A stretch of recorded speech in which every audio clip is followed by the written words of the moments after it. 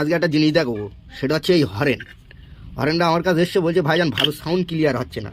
তা যথারীতি আমরা এখন চেক করবো হরেনের সাউন্ড কী হচ্ছে, বোঝা গেল? তোমাদের দেখাবো সাইনুদ। হ্যাঁ এ দেখো ভাই সাহেব, হরেনের সাউন্ডটা ভালো কি আছে, সাউন্ড উঠছে না, তাই তো?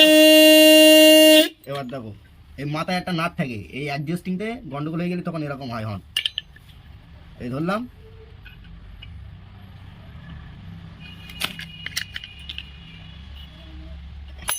এবার হর্নের সাউন্ডটা দেখো।